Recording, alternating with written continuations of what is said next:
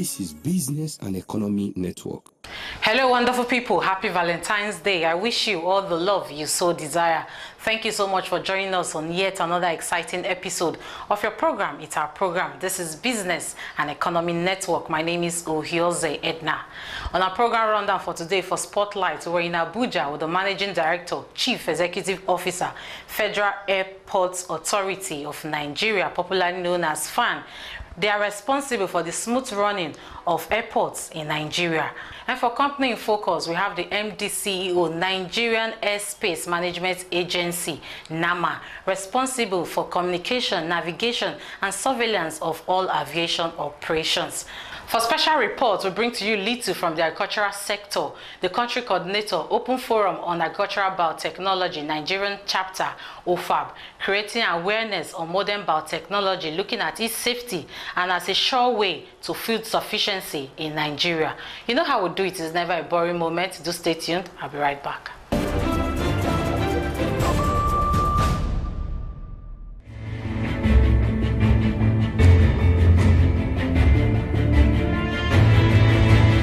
Engineer Sale Dunoma is the Managing Director, Chief Executive Officer of the Federal Airport Authority of Nigeria, FAN.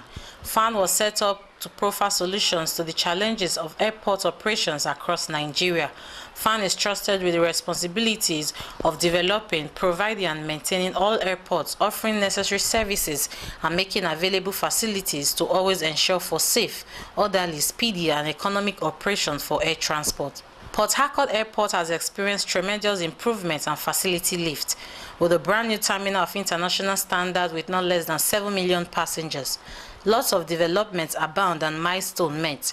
Kano Airport is not left out and Enugu follows suit.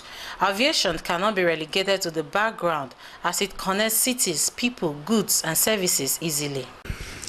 Of course, Port Harcourt was the first in the series of improvement program that we are doing in terms of our terminal and capacity addition.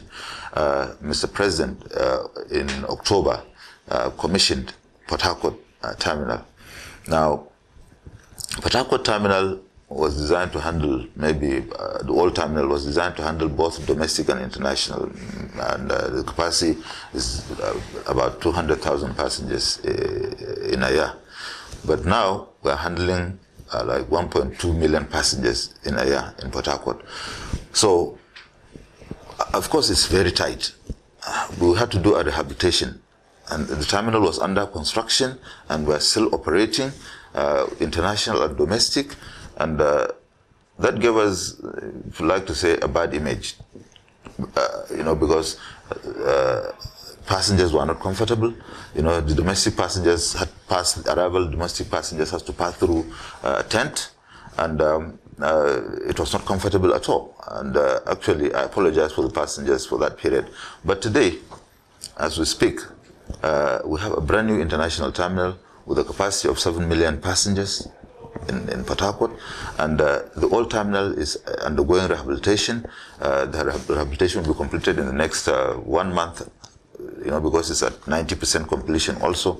In the next 1 month it will be ready. So we'll have a rehabilitated terminal building for domestic operations, and we'll have a brand new terminal for international operations. The terminal has been commissioned by Mr. President and is already operational. So we have our passengers moving in a comfortable location. In fact, if you hear the comments from passengers and crew for the airlines when they pass through the terminal building, everybody is extremely happy, departing from the old structure to the new structure. So Port Harcourt is running and up and going, so we expect that we'll be able to handle the traffic into Port Harcourt, additional traffic into Port Harcourt comfortably, and the passengers will be facilitated easily. Kano is the next international airport. The terminal building there is also 80% completion. Kano is the first international airport in this country. It started around 1957. The first international operation into Nigeria, a flight from London via Khartoum to Kano. It's been growing, but the growth was kind of slowed down as a result of Abuja. Abuja took most of the traffic in the northern part of Nigeria, because Abuja being the capital. But the growth has been very slow. After all the international flights that go to Kano shifted their operations to Abuja, and now gradually they are returning because of increase in passengers. So in Kano too, we have issues of capacity. But the new terminal building is about 80% completed. We are working on the external works. It will also be commissioned before the end of the year. So when that is commissioned, then we have additional capacity to encourage airlines to move in so that they can have similar operations into that. Enugu is the next international airport. We have international flights going into Enugu, but of course the terminal building is small, and we're erecting a terminal building. The terminal building in Enugu is about 60% completed. We have done all the external works in Enugu. The taxiway, the apron is ready. So we are just waiting for the airport-specific equipments like escalators, lifts, screening machines, and all of that we have placed order. So as soon as that arrives, the installation will commence, and we believe that Enugu should also come up either before the end of the year or early next year. So when that is done, the capacity of Enugu will also be improved, facilitation will be improved, passenger comfort will be improved, and that also will improve the capacity of handling international operations. And the domestic operations now will take over the existing international space. So with that, I would say that Nigeria would have improved all the capacity to handle international flights. Mind you, what is important is that aviation connects businesses, it connects cities, it connects persons. So that is the only way you can imagine, even domestically, you can imagine without aviation, there is no way you can, within 1 hour from Abuja, you are everywhere in this country. It's both yes and no. Let me say with the yes. First of all, yes, we are able to meet up with our commitments from our revenues. We are able to manage somehow. But of course, no, in the sense that we need to develop, we need to move forward, we need to increase on our infrastructure. And infrastructure development is capital intensive. So we have to we want to now look at the revenue and see how we can improve on the revenue so that we can meet up with the new developments. For example, we are opening up new terminals. We are not closing down any terminal, but we are opening up new terminals. And what does that translate into? It translates into more people. You need more people to run these terminals. You need more training. You need more equipment. And then, so you need to look at your revenue base, look at what you require to run these new facilities and then the growth, so that you can match your revenue and expenditure. And then also, we are supposed to contribute to government. So we are looking at that. So yes for now, but the growth, no. So we need to improve in order to meet up with the growth.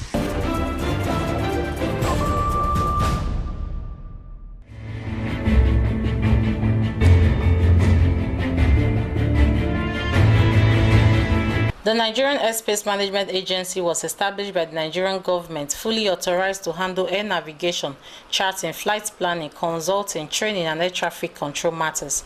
NAMA gives guidelines for all airline operators. Captain Fola Akikonto is the Managing Director, Chief Executive of the agency, with a 40 years experience. NAMA is responsible for the communication, navigation, and surveillance of all aviation operations. The agency has recorded lots of milestones as personnel training has become a must-do, and creating the right working environment for its workers, which has brought about achieving the agency's goals sweatlessly.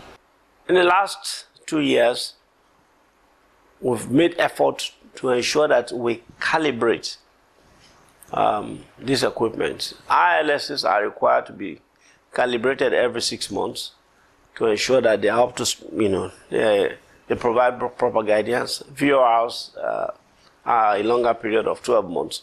But this we have done. It costs money to be able to ensure that these equipments are calibrated. But it is essential for safety that they are calibrated. And this we have done. So not only have we installed, we've commissioned, and we've calibrated. And we will continue to calibrate. Matter of fact, I think we just finished calibration about 2 weeks ago.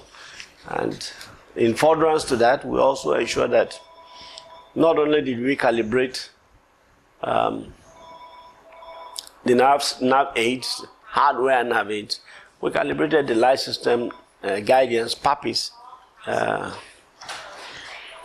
which are available in some of the airports. So those things we have done.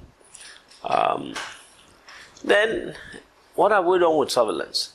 In terms of surveillance, we have renewed our contract, or contact, let me say, our discussions with Thales, the original equipment manufacturers of our TRACON system, that's total radial coverage. We've gotten a lot of supplies to be able to ensure the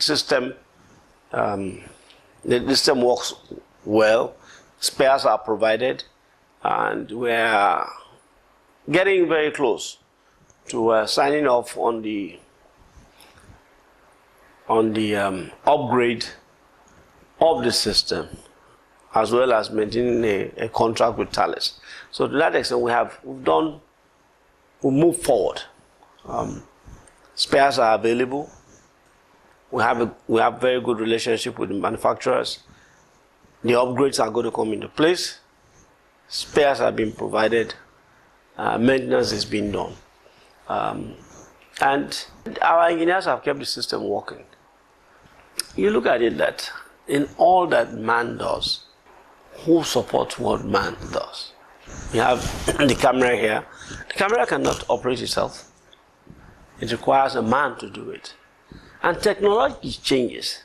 So you have to make sure that the person who operates an equipment is constantly educated, is constantly trained to be able to have optimum performance from that person. So I have focused,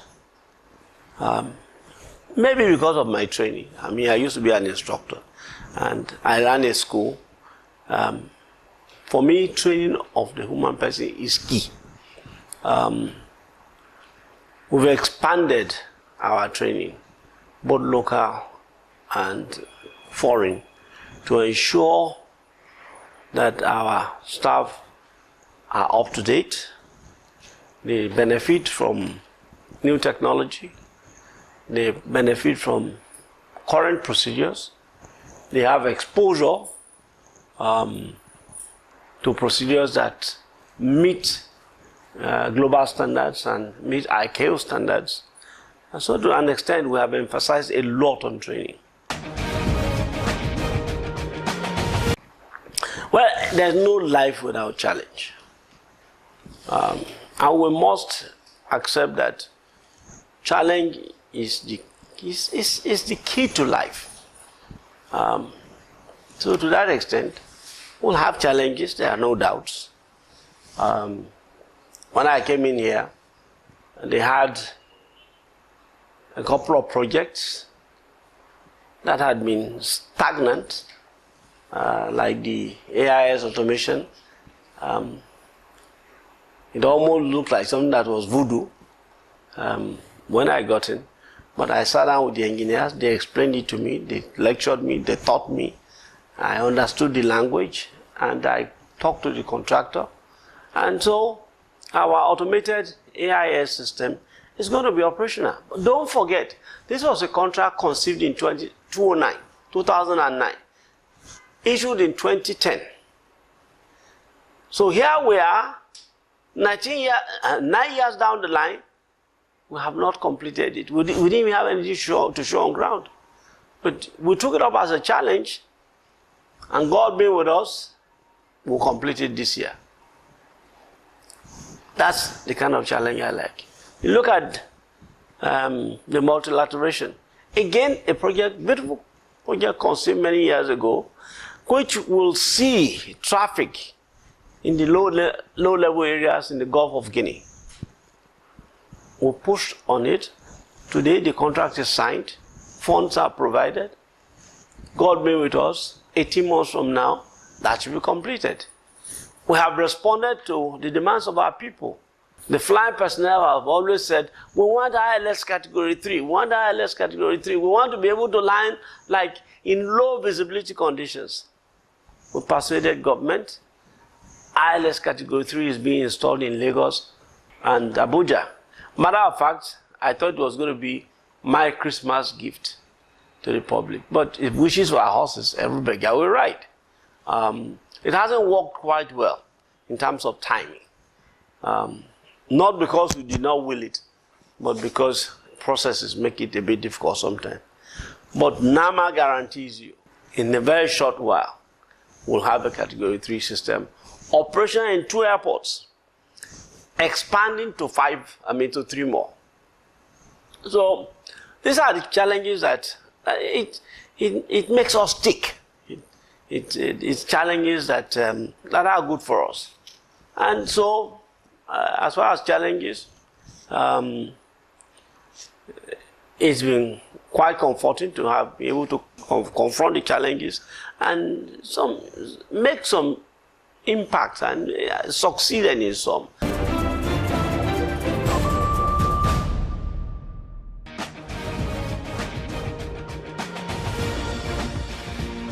Dr. Rose Maxwell Gidado serves as the Country Coordinator, Open Forum on Agricultural Biotechnology, OFAB Nigerian Chapter. OFAB was set up to spread the good news and enhance knowledge sharing level, awareness creation on agricultural biotechnology and its modern techniques. Activities lined up to make 2019 memorable and a fulfilling year are March for Science, radio commentaries, meeting professional bodies, continuously taking the good news of the safety of modern biotechnology to Nigerians, especially Nigerian farmers. We're just starting with few activities, and there's radio commentaries, and also meeting with other professional bodies.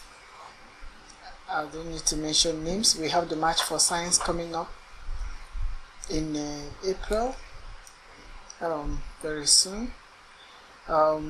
It's going to be an all-inclusive communication strategy this year. We're leaving no stone unturned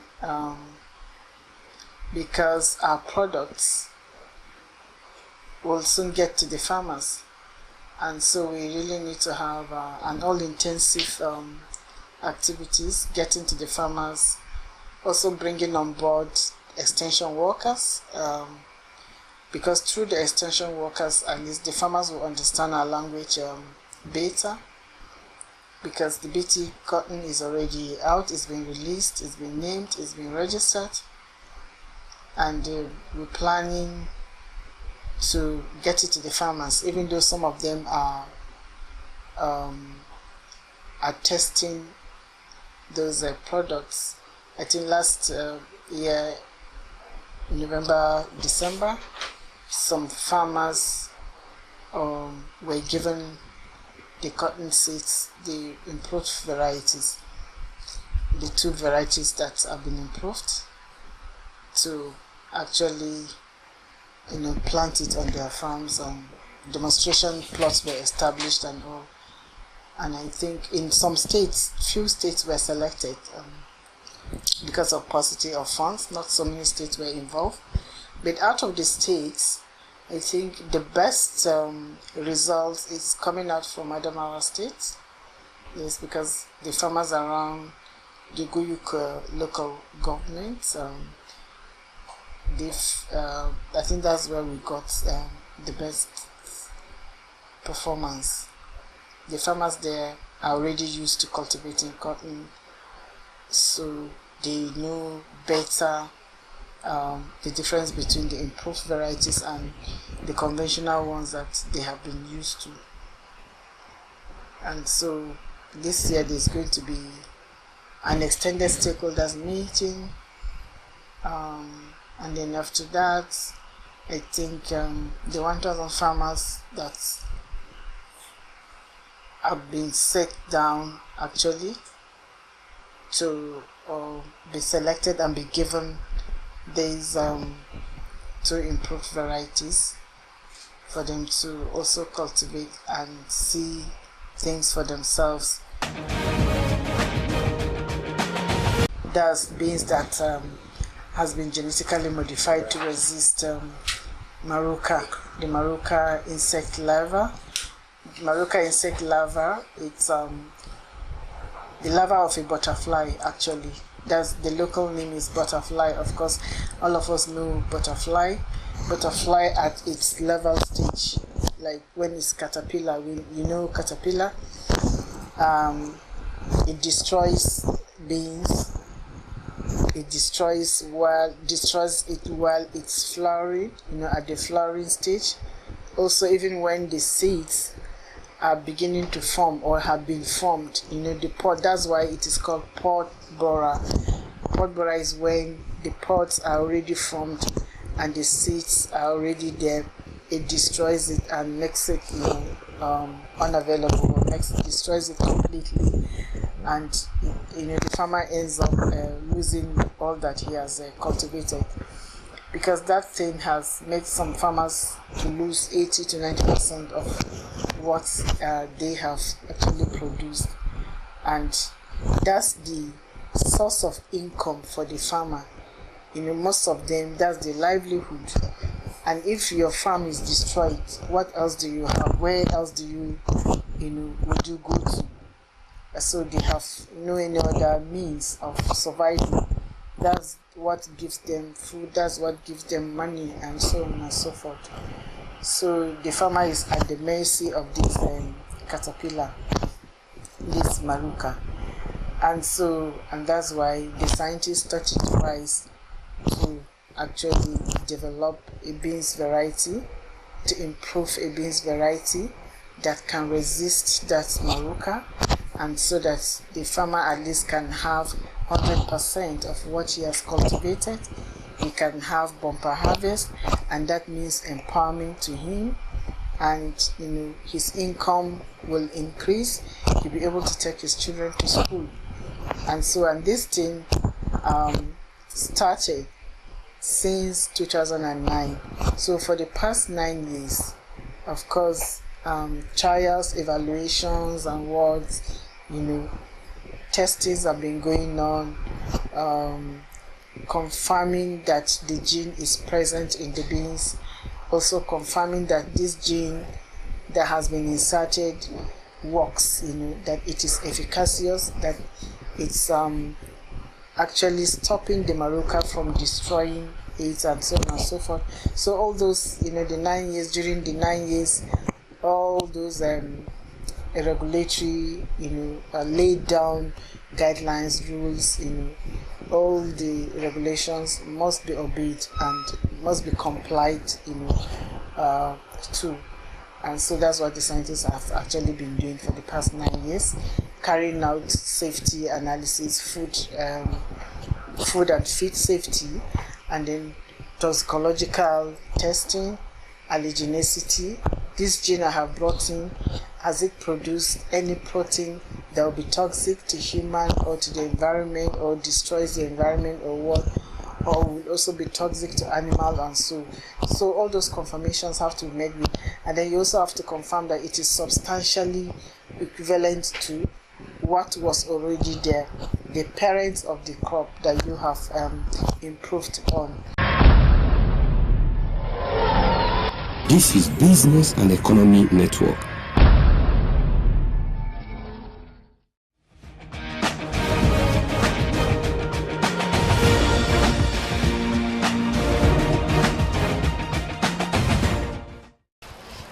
Welcome back, viewers. Hope you had a wonderful time and learned something new about aviation and also agriculture. This is the more time we permit us to take, but as usual, I need to thank you so much for your contributions. Without you, we would not have made it this far. To our wonderful production crew, thank you so much. Join us same time, same station next week. We love you. God bless you. Happy Valentine.